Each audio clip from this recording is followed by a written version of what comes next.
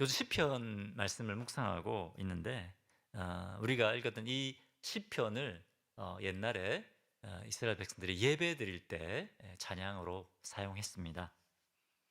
이번 주에 묵상했던 시편 50편과 51편은 하나님께서 원하시는 진정한 예배가 무엇인가 하는 것을 보여주고 있습니다. 시편 50편 13절 한번 보겠습니다. 자, 한번 읽어보겠습니다. 같이 앞을 보시고, 자, 재현 앞을 보고 읽읍시다. 자, 시작. 내가 수소의 고기를 먹으며 암소의 피를 마시겠느냐? 무슨 말입니까? 수소의 고기를 먹어 염소의 피를 마시겠느냐? 이것은 제사 드릴 때 드리는 것이죠. 그죠? 하나님께서 이스라엘 백성들이 드리는 수소와 그 피를 받지 않으시겠다는 겁니다. 무슨 말입니까? 형식적인 예배는 필요가 없다는 겁니다. 그죠? 진정한 감사와 헌신이 없는 예배는 받지 않으시겠다는 겁니다. 우리가 매주 들어와서 앉아서 드리는 예배를 하나님께서 다 받으시는 것이 아니라는 것이죠. 진정한 예배를 받으신다는 겁니다. 우리의 온 마음을 들여서 드리는 참 예배. 그리고 우리 삶의 예배가 없는 예배는 받지 않으시겠다는 겁니다. 평소의 삶 속에서 하나님을 높이고 하나님을 예배하는 삶을 살지 못하다가 일요일날 그냥 주일날 와서 이곳에 앉아 드리는 예배 하나님께서 안 받으시겠다는 거예요. 이거 굉장히 무서운 말씀입니다. 시편 50편 22절에 더 무서운 말씀입니다. 같이 읽어보겠습니다. 시작. 하나님을 잊어버린 너희여 이제 이를 생각하라. 그렇지 아니하면 내가 너희를 찢으리니 건질 자가 없으리라. 뭐라고요? 무슨 말씀입니다. 그죠? 하나님을 잊어버린 자요. 앞에 보면요, 1절에 보면 이 사람 하나님 말씀을 1절이 아니고 몇 절입니까? 보면 뭡니까? 16절에 보면 하나님의 말씀을 전하고 하나님 말씀에 대해서 막 이야기하는 사람입니다. 그런데 하나님 말씀을 지키지 않는 사람입니다. 이런 사람을 하나님께서 악인이라고 말씀하시는 거죠. 그리고 뭡니까? 하나님을 잊어버린 자다라고 말씀하십니다. 그리고 이런 사람을 내가 찢으리라. 여러분 두렵지 않습니까?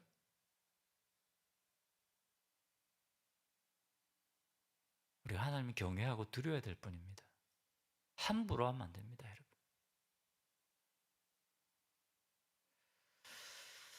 하나님은 마음을 다하여 드리는 진정한 예배를 받으신다고 분명히 우리에게 말씀하고 있습니다. 내 선을 갚는다. 이거 뭡니까? 내 선을 갚는다. 이것은 우리가 하나님 앞에 드렸던 결단에 대해서 순종하는 겁니다. 그죠? 말만 아멘 하는 것이 아니라 하나님 앞에 드렸던 기도와 그 결단에 대해서 순종하는 것. 그죠? 그 예배를 하나님께서 받으신다는 것입니다. 하나님은 진정한 감사의 예배 그리고 우리의 삶의 예배를 받으십니다. 자, 예배에 계신 분들에게 우리의 삶의 예배를 하나님께 올려드립시다. 축복하시기 바랍니다. 우리의 삶의 예배를 하나님께 올려드립시다. 여러분, 삶의 예배가 없는 예배는 지금 받지 않으십니다. 분명히 우리에게 오늘 그걸 말씀하고 계십니다. 15절에 환난 날에 나를 부르라. 내가 너를 건지리니 내가 나를 영화롭게 하리로다. 환난 날에 누구를 부르라고요? 환난에 누구를 부르라고? 하나님의 이름을 부르라는 겁니다. 환난 날에 많은 사람들이 뭘 찾습니까? 돈을 붙잡지 않습니까? 돈. 왜? 돈이 최고다. 그죠? 돈이 나를 지켜줄 수 있다. 아니, 나를 지켜줄 만한 사람을 찾거나 다른 어떤 것들을 구하지 않습니까? 다 우상입니다. 그것이 아니라 오직 하나님을 붙잡아라. 그죠? 그것이 예배입니다. 다른 거 붙잡는 것이 아니라 하나님 붙잡는 것, 그것이 예배다. 그렇게 우리에게 말씀하십니다.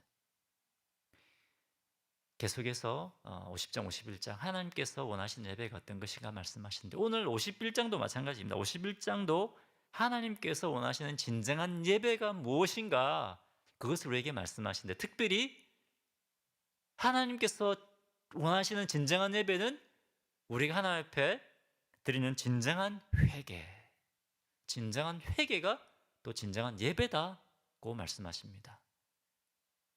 옆에 계시면 축복하십시오. 축복 아니라 우리 같이 저를 따라해 보십시오. 진정한 회개가 진정한 예배입니다. 진정한 회개가 진정한 예배입니다.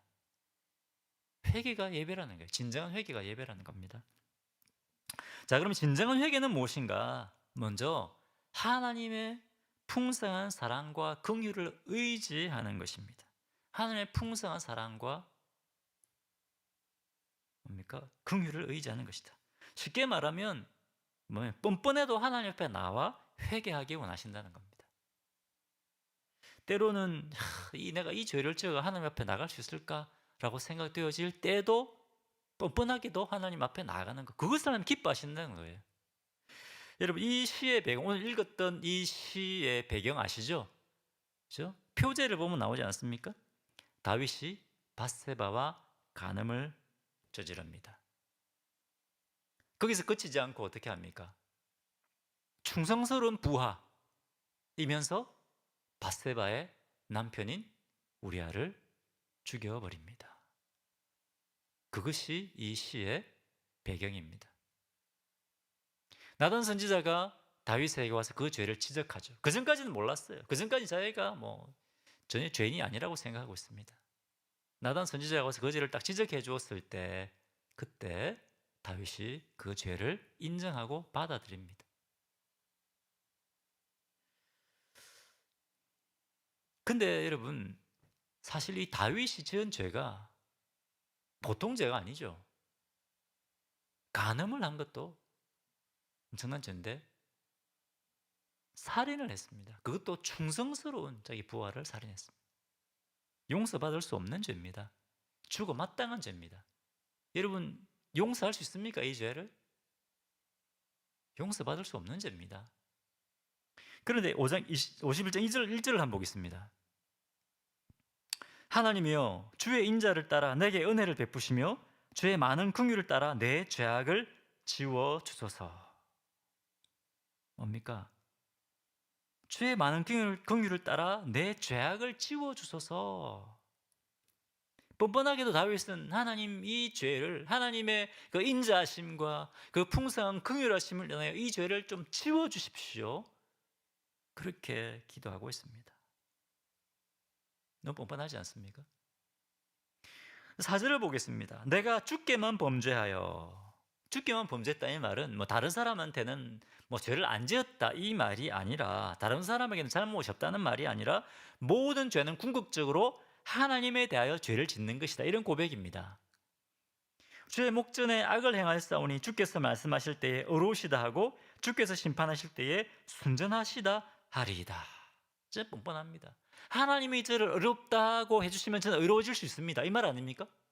하나님이 저를 순전하다 해주시면 저는 이제 순전할 수 있습니다, 이런 고백입니다. 어떻게 이런 무서운 죄를 짓고도 이렇게 고백할 수 있습니까? 보통 사람 같으면 어떻게 하겠습니까? 내 죄는 절대 용서받을 수 없을 거야. 하나님도 용서 못 하실 거야. 이제 하나님과 나와의 관계는 이제 끝났을 거야. 더 이상 난 하나님 앞에 나갈 수가 없어. 아마 그렇게 생각할 겁니다. 그렇지 않습니까? 그런데 다윗은 어떻게 합니까? 하나님의 인자하심과 긍휼하심을 의지하고 담대하게 하나님 앞에 나갑니다. 여기서 인자는 뭡니까? 인자. 여러분, 제가 말씀드렸죠. 인자는 오늘로 헤세드입니다. 헤세드. 신실하고 변함이 없는 사랑입니다. 영어로는 steadfast love라고 해요. steadfast. steadfast 하면 확고부동하다 이 말이잖아요. 흔들림이 없다 이 말이잖아요. 그런 사랑으로 하나님 우리를 사랑하신다는 겁니다. 영어로는 unfailing love로 되어 있어요. unfailing love. 변함없는 사랑이라는 겁니다.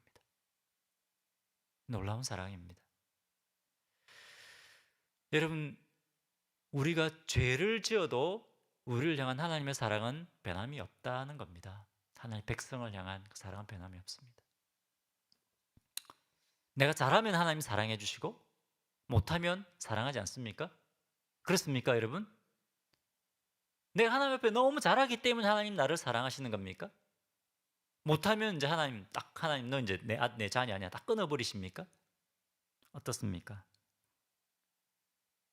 여러분 자녀 어떻습니까? 자녀. 여러분 자녀가 잘할 때만 사랑합니까? 잘하면 더 사랑스럽죠. 그죠? 그러면 여러분 자녀가 잘 못하면 말 안 듣고 불순종하면 여러분 사랑하지 않습니까? 어떻습니까? 그러면 나 자녀 사랑하지 않는다. 손 들어 보십시오. 아무도 안 계시죠? 때는 좀 미울 때도 있죠. 계속 말을 안 들으면. 그렇죠. 하지만 뭡니까? 안타까운 거죠. 사랑하기 때문에 안타까움 아닙니까? 그죠? 우리 아버지 되신 하나님도 마찬가지입니다. 하나님 자녀된 우리를 영원히 사랑하시고 긍휼을 베풀어 주시고 죄로부터 우리가 돌이키기를 원하시는 분이십니다. 그렇기 때문에 이 뭡니까? 이 다윗은 이 하나님의 인자하심, 긍휼의 풍성하심 이것을 의지하고 하나님 앞에 나와서 회개하는 겁니다. 하나님 용서해 주십시오. 주님은 저 죄를 깨끗하게 해줄 수 있는 분입니다. 이렇게 믿음으로 고백하는 겁니다. 여러분 하나님께서 이것을 기뻐하십니다. 이것이 믿음입니다. 아멘이십니까? 여러분 저도 마찬가지입니다. 제가 하나님의 사랑을 받을 자격이 돼서 하나님 앞에 나온 거 아닙니다. 예수님의 보혈의 공로를 의지해서 주님 앞에 나온 겁니다. 여러분도 다 그렇지 않습니까? 내 의로 내가 아무리 잘한다고 해도 하나님 앞에 나올 수 있을까요? 안 됩니다. 오직 하나님의 긍휼과 인자 때문에 우리가 주님 앞에 나올 수 있는 것입니다. 근데 여러분 또 중요한 사실이 있습니다. 그러면 우리가 죄 짓고 그냥 마음대로 살아도 되느냐? 아닙니다. 하나님께서는 비록 우리 죄를 용서해 주신다 할지라도 우리가 지은 죄에 대한 죄값을 치르게 하실 때가 있습니다. 다윗 이야기를 보면 우리 다 알지 않습니까? 제가 얘기 안 해도 쭉 읽어보면 그죠? 나오지 않습니까? 하나님께서 다윗의 죄를 용서하시고 다윗과의 관계를 회복시켜 주셨습니다. 하나님께서 다윗을 죽이지 않으시고 그를 왕의 자리에 그대로 두셨습니다. 하나님과의 이 영적인 교제를 나눌 수 있게 하셨습니다. 하지만 어떻습니까? 다윗의 그 이후의 인생은 완전히 다르지 않습니까? 굉장히 비참하지 않습니까? 그 자녀들이 그죠? 그 장남 암논이 그죠? 그 여동생을 범하고 그죠? 그 다음에 압살롬이 암논을 또 죽여버리지 않습니까? 또 압살롬이 도망가고 압살롬이 나중에 반역을 일으킵니다. 압살롬이 죽임을 당하는 그런 그 고통을 다윗이 겪게 됩니다. 이것이 다 어디에서 나온 겁니까? 다윗이 바세바를 범하고 살인죄를 범한 거기서 나온 겁니다. 하나님께서 다윗의 죄를 용서하셨지만 그럼에도 불구하고 다윗은 자기가 지었던 그 죄값을 톡톡히 치른 겁니다. 우리도 마찬가지입니다, 여러분. 죄값을 치르게 하십니다. 살인합니다. 이거 살인했다 그러면 그것에 주님이 용서하시지만 우리는 그 죄값을 치르게 되어 있는 겁니다. 그렇기 때문에 여러분 죄는 무서운 겁니다. 죄는 엄청난 결과를 낳게 됩니다. 그렇기 때문에 우리는 또 거룩한 삶을 살아야 되죠. 주님이 그것을 아시기 때문에 우리가 거룩한 삶을 살기를 원하시는 겁니다.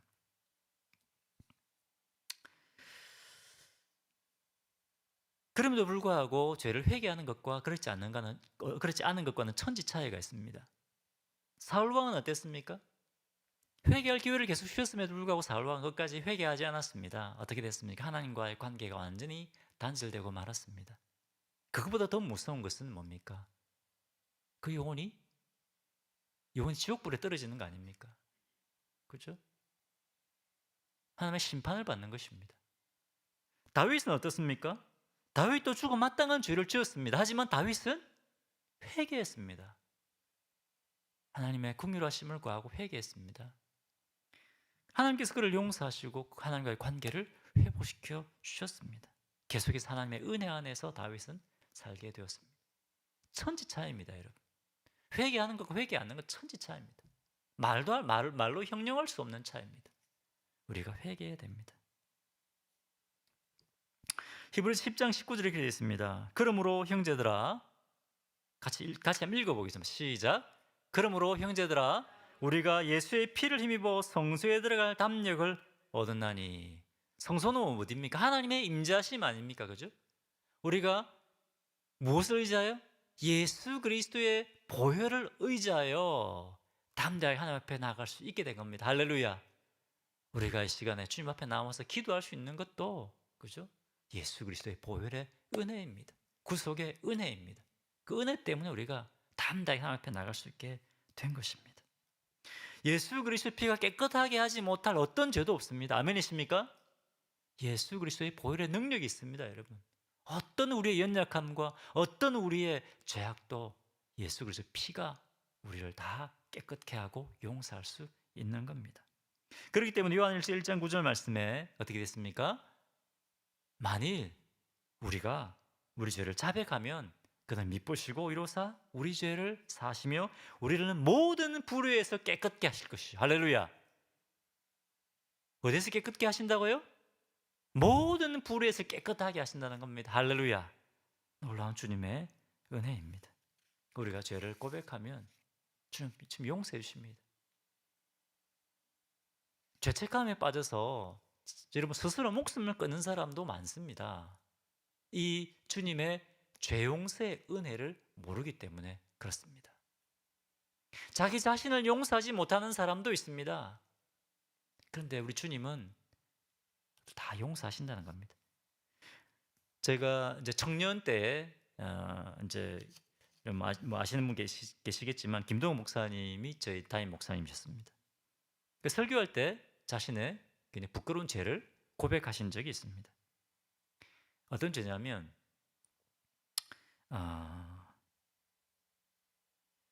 위장 전입 아십니까? 위장 전입. 이제 아버님이 돌아가실 때 이제 집을 상속해주고 돌아가셨는데 교회 사택에 사시니까 그 집을 이제 세를 내준 겁니다. 근데 뭐 전 집이 없으면 모르겠지만 세를 내주면 집이 다 엉망이 된대요. 망가진대요. 집이 제대로 관리가 안 되고 그러니까 굉장히 이제 신경 쓰이고 또 힘드신 것 같아요. 이제 이제 그런 생각을 하고 있는데 누가 그 집을 그냥 팔고 땅을 사면 그냥 뭐 된다고 이렇게 관리할 필요가 없다고 이렇게 조언을 했다고 합니다. 그래서 이제 이제 땅을 살려고 하는데 임야하고 이제 토지를 살려고 하는데 토지는 그 지역에 살고 있어야 살 수 있다고 이제 하는 겁니다. 그래서 이제 주민등록만 옮기면 된다고 해서 주민등록을 이제 옮기고 그렇게 등기를 이제 했다고 합니다. 근데 이것이 위장전입인 거죠. 그렇지 않습니까? 얼마 후에 장관 후보자가 청문회를 하는데 이 장관이 위장전입이 밝혀져 가지고 후보에서 탈락했다. 이건 뉴스가 막 이렇게 방송이 됐다고 합니다. 그걸 보면서 나도 위장전입했는데 야, 내가 이 목사가 엄청난 거짓말을 했구나. 그러면서 굉장한 죄책감이 들었다고 합니다. 근데 이제 뭐 할 때마다 주민등록증을 떼오라고 하잖아요. 교회에서도 뭐 사무실에서 떼오라 그러고 뭐 할 때 떼오라고 하는데 뗄 때마다 그것이 있는 거예요. 그 주소가 있는 거예요. 뗄 때마다 이렇게 뭡니까?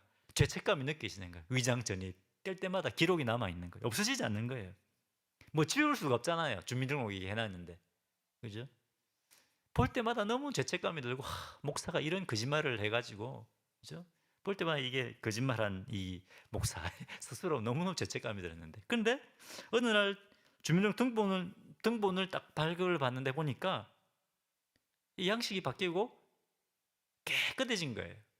중간 과정이 없고 지금 현재 살고 있는 주소만 딱 나왔다는 거예요. 알고 보니까 규정이 바뀌어가지고 중간 것은 딱 생략하고 지금 현재 살고 있는 것만 딱 나오게 됐다는 거예요. 그걸 보니까 너무 은혜가 되더라는 거예요. 그다음 너무 그 주민등록 그 등본을 볼 때마다 자기가 막 많이 힘들었는데 죄책감이 들었는데 깨끗해진 걸 보고 그 마음에 무거운 짐들이 확 이렇게 사라지는 것 같은 그런 경험을 했다는 겁니다. 그러면서 주님이 우리 죄를 용서하시는 것이 바로 이런 것이구나. 그런 자기 죄도 고백하고 또 이제 그 은혜를 함께 나누어 주셨습니다. 여러분 이런 것입니다. 주님이 우리 죄를 용서하신다는 것이 바로 그것입니다. 도저히 지워지지 않는 거잖아요. 그죠? 도저히 지울 수 없는, 없앨 수 없는 그 죄를 예수님의 피로 완전히 깨끗하게 해주신 것입니다. 할렐루야. 그렇게 했기 때문에 우리 죄가 사함받았기 때문에 우리가 하나님 앞에 나갈 수 있는 겁니다. 이 죄가 우리와 하나님 사이를 가로막고 있었던 겁니다. 우리에게 일어나고 있는 모든 영적인 문제가 바로 하나님과의 관계가 깨어졌기 때문에 그렇습니다. 하나님과의 관계가 회복될 때 우리 안에 있는 모든 것이 회복되어지는 거예요. 할렐루야. 그렇지 않습니까? 여러분, 저는 하나님과의 관계가 회복되어지고 저희 삶에 본질적인 문제가 해결됐습니다. 할렐루야.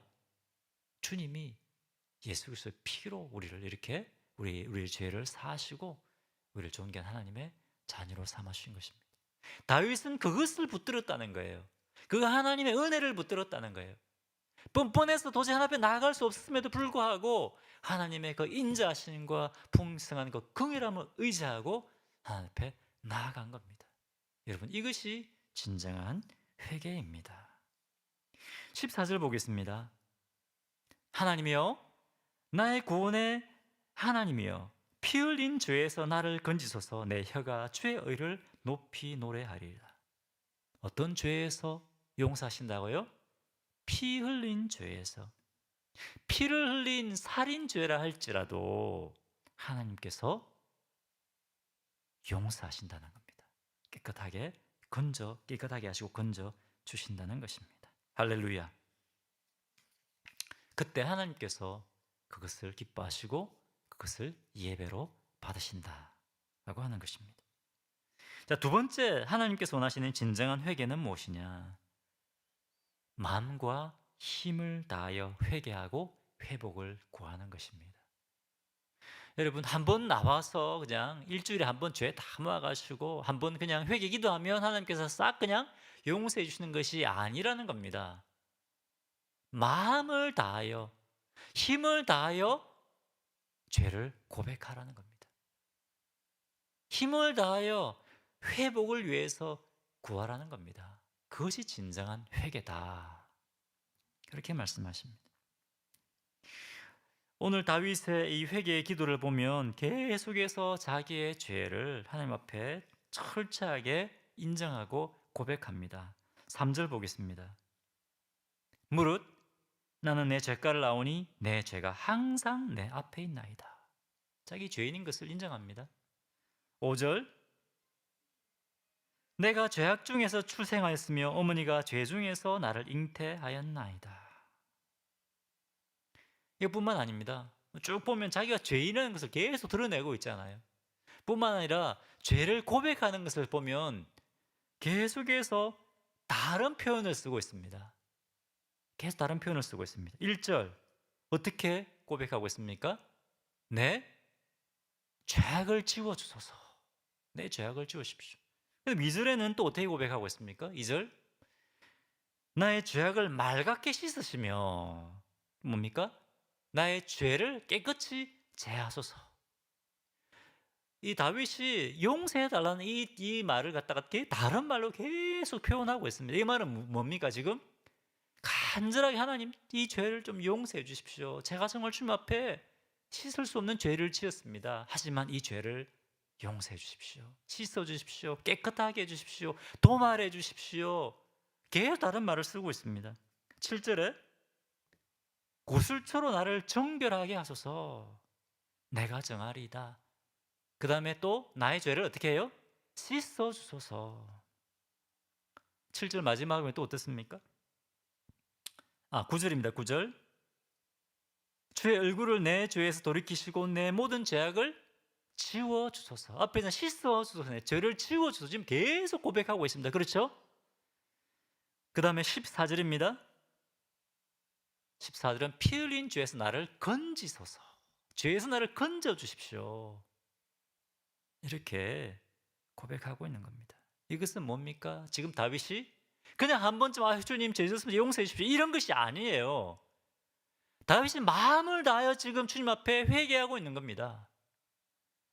이것이 진정한 회개라는 것을 지금 보여주고 있는 겁니다. 뿐만 아니라 회개하면서 깨어졌던 하나님과의 관계를 회복시켜 주십시오. 영적 회복을 위해서 간절하게 또 기도합니다. 8절 보겠습니다. 8절 내게 즐겁고 기쁜 소리를 들려주시사 주께서 꺾으신 뼈들도 즐거워하게 하소서. 꺾어진 뼈들도 즐거워하게 하소서. 뭡니까? 다윗이 죄를 지었을 때 하나님께서 어떻게 하셨다고요? 뼈가 끊어지는 것 같은 그런 고통을 겪게 하신 겁니다. 여러분, 우리가 하나님 앞에 범죄할 때, 죄 지을 때 우리의 뼈가 끊어지는 것 같은 그런 고통을 하나님께서 주실 때가 있습니다. 그런데 그것으로부터 회복시켜 주십시오. 여러분, 죄 때문에 우리가 하나님과의 관계가 단절되어 버리면 하나님께서 주셨던 주님과의 누리던 그 교제의 기쁨을 다 잃어버리게 됩니다. 구원의 기쁨을 잃어버리게 됩니다. 신앙생활하던 기쁨이 없습니다. 여러분, 신앙생활에 기쁨이 없습니까? 신앙생활하는 게 의무처럼 느껴지고 교회에서 봉사하는 것이 의무처럼 느껴집니까? 아유, 또 이거 해야 되나? 왜 그럴까요? 주님이 주시는 그 구원의 기쁨과 감격을 잃어버리기 때문에 그렇습니다. 무엇이 주님과 기쁨의 교제를 잃어버리게 만듭니까? 죄라는 겁니다. 죄. 다윗은 그것을 고백하면서 하나님, 그것을 다시 회복시켜 주십시오. 저를 영적으로 회복시켜 주십시오. 영적 회복을 위해서 간절히 기도하는 겁니다. 여러분, 우리 자신의 죄를 간절하게 주님 앞에 회개할 뿐만 아니라 우리 영적 회복을 위해서 주님 앞에 또 간절하게 기도해야 되는 겁니다. 여러분, 아까 말씀드렸지만 하나님과의 관계가 회복되어지면 모든 것이 회복됩니다. 할렐루야. 여러분, 하나님과의 관계가 회복되면 우리 안에 있는 기쁨이 회복되고 평강이 회복됩니다. 그렇기 때문에 우리의 질병도 회복될 수 있습니다. 할렐루야. 기쁨이 회복됩니다. 영적 회복에서 오는 영적 회복에서. 근데 영적 회복이 오기 위해서는 먼저 뭘 해야 된다고요? 진정한 회개가 있어야 하는 겁니다. 회개하지도 않고 하나님 구원의 기쁨을 회복시켜 주십시오. 하나님 영적으로 회복시켜 주십시오. 아무리 기도해도 소용이 없는 겁니다. 먼저 우리 죄를 주님 앞에 회개해야 됩니다. 한번 기도하는 것이 아니라 진정한 회개입니다. 10절 보겠습니다. 하나님이여 내 속에 정한 마음을 창조하시고 내 안에 정직한 영을 새롭게 하소서. 왜냐하면 자기 힘으로 이런 삶을 살 수가 없잖아요. 그죠? 그러니까 정직한 정한 마음을 창조하시고 내 안에 정직한 영을 주십시오. 간구하는 겁니다. 11절 나를 주 앞에서 쫓아내지 마시며 주의 성령을 내게서 거두지 마소서. 우리가 죄 가운데 있으면 우리 안에 계신 성령님이 역사하실 수가 없습니다. 성령님이 역사하지 않으시면 우리가 하나님의 말씀을 음성을 들을 수가 없는 거예요. 여러분, 하나님의 말씀을 읽는데도 설교를 듣는데도 하나님의 말씀이 들리지 않습니까? 회개하라는 신호입니다. 영적으로 회복되어야 되는 신호인 겁니다. 12절에 주의 구원의 즐거움을 내게 회복시켜 주시고 자원하는 심령을 주사 나를 붙드소서. 자원하는 심령이 있어야 기쁨으로 주님을 찬양하고 예배하고 섬기게 되는 겁니다. 내 힘을 할 수가 없습니다. 주님이 해주셔야 됩니다. 영적 회복을 위해서 간절히 기도해야 되는 것입니다. 아멘이십니까? 그리고 이것이 전부가 아닙니다. 간절히 회개 기도하고 회복을 위해서 기도하는 것이 아니라 그 더 이상이 있습니다. 그 이상 기상해야 되는 것이 있습니다. 우리의 삶이 바뀌어야 되는 겁니다. 주님을 전하고 주님을 찬양한 자가 되기로 결단해야 되는 겁니다. 13절 보겠습니다. 13절. 그리하면, 자, 같이 읽겠습니다. 시작. 그리하면 내가 범죄자에게 주의 도를 가르치리니 죄인들이 주께 돌아오리다. 그뿐만 아니라 어떻게 한다고요? 죄인들에게 이제 이 하나님의 말씀을 전하겠습니다. 하나님의 용서의 복음, 주님의 이 은혜의 복음을 죄인들에게 전하겠습니다. 그렇게 결단하는 겁니다. 그리고 15절 주여 내 입술을 열어주소서 내 입이 주를 찬송하여 전파하리다. 주님을 찬양하기로, 주님을 전하기로 결단하는 것입니다. 여기까지 나아가는 것이 회개입니다. 우리는 여기서 그냥 이 입술로 고백한 것으로 끝내버리지 않습니까? 그것이 아니라는 겁니다.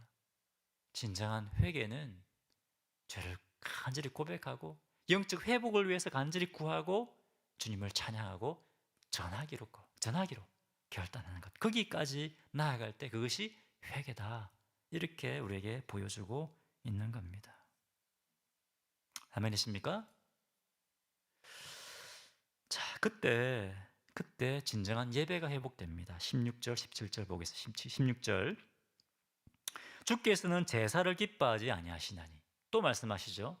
형식적인 제사를 원하지 제물을 드리는 것을, 피의 희생을 드리는 것, 그것을 기뻐하지 않으신다는 겁니다. 그렇지 아니하면 내가 드렸을 것이라 주는 번제를 기뻐하지 아니하시나니. 형식적인 예배, 형식적인 회개를 원하지 않으신다는 겁니다. 17절 같이 읽겠습니다. 시작. 하나님께서 구하시는 제사는 상한 심령이라 하나님이여 상하고 통회하는 마음을 주께서 멸시하지 아니하시리이다. 하나님께서 구하는 제사는 뭐라고요? 상한 심령이다. 상하고 통회하는 마음을 주께서 멸시하지 않는다. 주님이 원하시는 제사는 속죄의 제물이 아니라 뭐라고요? 진정한 회개입니다. 하나님, 제가 죄인입니다. 상한 심령입니다. 하나님, 제가 죄인입니다. 제 죄를 용서하시고 저를 새롭게 해주십시오.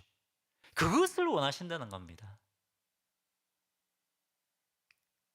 진정한 그런 우리의 회개, 진정한 죄의 고백을 주님이 받으시고 그것을 예배로 받으신다는 겁니다.